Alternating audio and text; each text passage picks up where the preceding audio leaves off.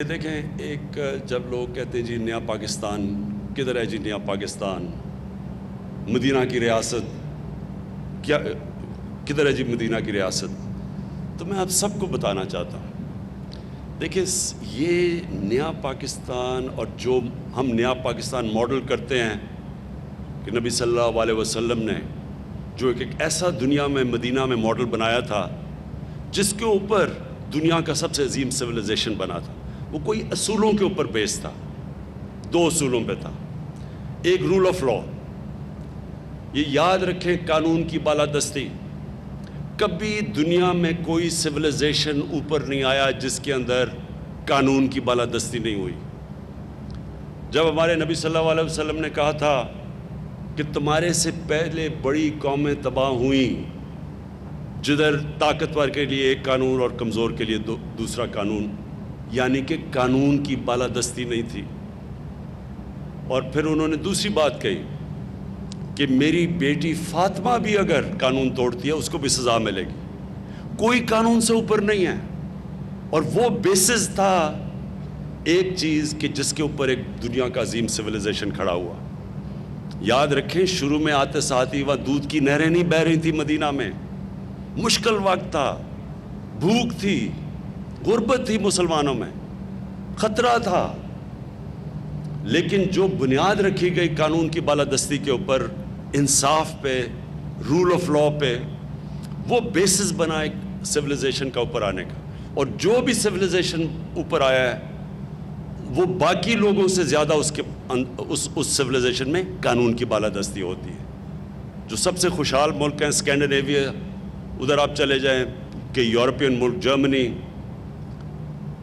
England چلے جائیں، سب سے زیادہ چیز یہ ہے کہ کوئی قانون سے اوپر نہیں ہے، وہاں کوئی پریولیج کلاس نہیں ہے، کوئی یہ نہیں کہہ سکتا کہ جی باقیوں کے لیے قانون ہے، میں تو قانون سے اوپر ہوں، مجھے تو ملک کا قانون ہاتھ نہیں لگا سکتا۔ تو ایک یہ ہے، اور اس کے لیے آج پاکستان میں آپ دیکھ رہے ہیں کہ پوری مکمل جنگ چل رہی ہے، بڑے بڑے مافیاز ہیں، پہلی دفعہ ان کو قانون کے نیچے لانے کی کوشش ہے، بڑے بڑے پولیٹیکل مافیاز ہیں، ان کو وہ ریزسٹ کر رہے ہیں قانون کو۔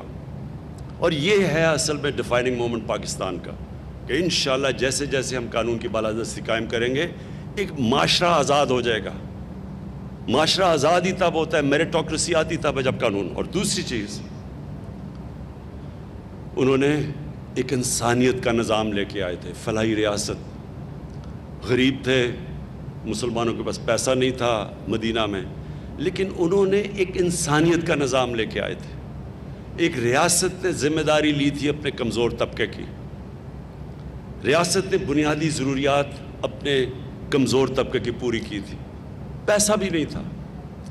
تو ہم بھی وہ کوشش کر رہے ہیں۔ سب سے پہلے بہت بڑا ایک نعمت اس قوم کے لیے، غریب آدمیوں کے لیے، health card, health insurance, universal coverage, جو اب اس وقت پختونخوا میں سارے شہری کور ہو چکے ہیں، ہر گھرانے کے پاس ہیلتھ کارڈ ہے، کسی ہسپتال میں جا کے 10 لاکھ روپے تک اپنا علاج کروا سکتے ہیں۔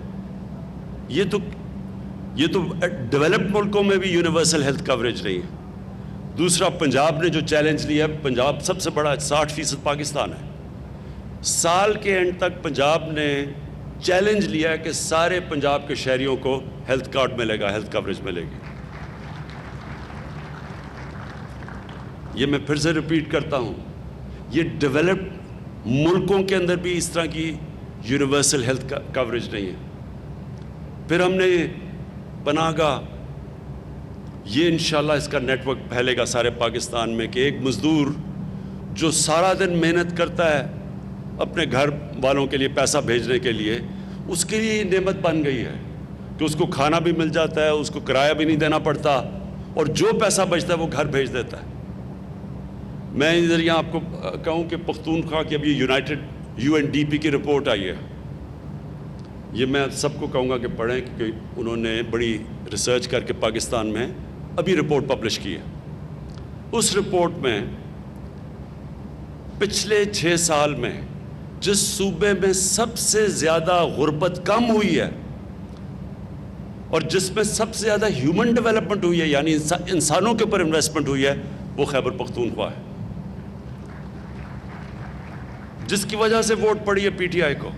کیونکہ اب تو رپورٹ آ گئی ہے کہ 2013 کے بعد جو گورنمنٹ کی پالیسیز تھیں اس کی وجہ سے خیبر پختونخوا میں غربت بھی کم ہوئی اور ہیومن ڈیولپمنٹ یعنی انسانوں کے اوپر سب سے زیادہ سرمایہ کاری سب سے زیادہ پاکستان میں.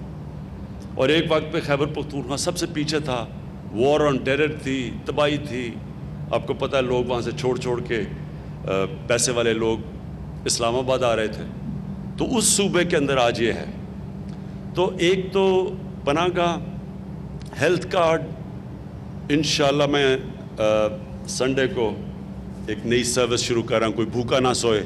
ہماری کچن جائیں گے, موو کریں گے غریب ایریاز میں, اور ہم ان کو کھانا دیں گے 2 وقت کا, تاکہ لوگوں کو جو غریب علاقے ہیں ان کے اندر بھوک کسی کو نہ ہو. اور یہ انشاءاللہ سارے پاکستان میں یہ میرا نیٹ ورک, میری کوشش ہے پھیلانے کی. اور جو سب سے بڑا پروگرام اب ہمارا آنے والا ہے, اب تک ہم 75% 75% پاکستان میں ہمیں ڈیٹا آ گیا ہے. انشاءاللہ جون تک 100% پاکستان کا ڈیٹا آ جائے گا.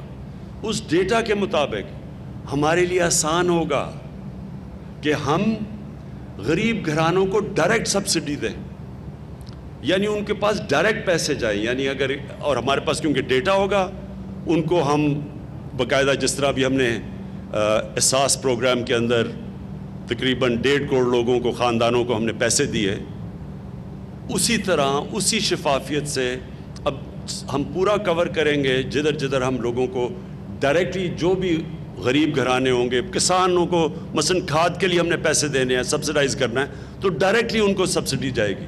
یہ ڈیٹا جب ہمارے پاس پورا ہو جائے گا تو ڈائریکٹلی لوگوں کو سبسڈائز کریں گے. اور انشاءاللہ وہ جو میری کوشش ہے کہ پاکستان ایک فلاحی ریاست بننے جا رہا ہے. میں آخر میں پھر سے آپ سب کو مبارک دیتا ہوں. چیف منسٹر صاحب آپ کو, ایل ڈی اے میں عمران منیر آپ اور آپ کی ٹیم کو, جنرل حیدر نیا پاکستان میں آپ کو, اور last but not the least Punjab bank میں ظفر آپ کو, آپ سب کو میں آج خراج تحسین پیش کرتا ہوں. شکریہ. وزیر اعظم عمران خان کا نیا پاکستان اپارٹمنٹس کے سنگ بنیاد کی تقریب سے خطاب. وزیر اعظم نے کہا کہ اس منصوبے پر وزیر اعلیٰ پنجاب اور حکومت پنجاب کو خراج تحسین پیش کرتا ہوں. آج ہم جہاں پہنچے ہیں, اس منزل پر پہنچنے کے لیے کئی مراحل طے کیے اور اس منصوبے کو عملی جامہ پہنانے بہت ساری ٹیم جو ہے وہ محنت کری ہے, انتھک محنت کری ہے کافی دیر سے, اور انشاءاللہ جیسے ہم نے پہلے بھی بتایا تھا کہ یہ خواب جو ہے حقیقت میں بدلنے والا ہے. اب مرحلہ آگے بڑھاتے ہیں خواتین و حضرات. اب ہمارے پاس جو ایک سیگمنٹ ہے, جو ہمارا مرحلہ ہے, وہ ہوگا ڈسٹریبیوشن آف ایلوکیشن لیٹرز. اب ہم لوگوں نے جی پی ٹی آئی بی کو انگیج کیا تھا, ان کو شامل کیا تھا, اور کسی قسم کی بھی کوئی مشکلات کا سامنا نہیں کرنا پڑا. بالکل ٹرانسپیرنسی تھی اور کہیں سے بھی کوئی بھی کمپلینٹ نہیں آئی.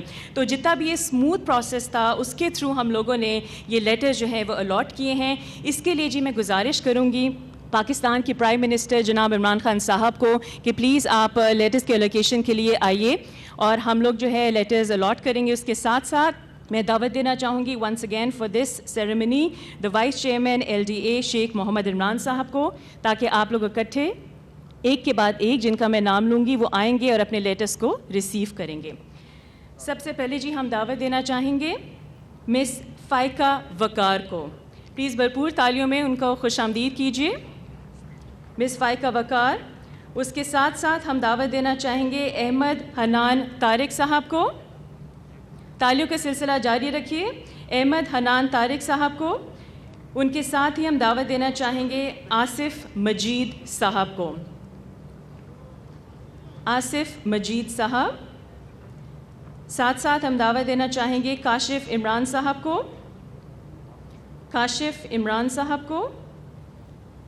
And last but certainly not the least, جس طرح وہ کہتے ہیں, احتشام حسین عثمانی صاحب کو. احتشام حسین عثمانی صاحب کو. یہ جی ہماری ڈسٹریبیوشن ہو گئی ہے آف دا ایلوکیشن لیٹرز. آپ سب کو بہت بہت مبارک ہو. اب سلسلہ آگے بڑھاتے ہیں خواتین و حضرات, اس لمحے کا جس لمحے کا ہم سب کو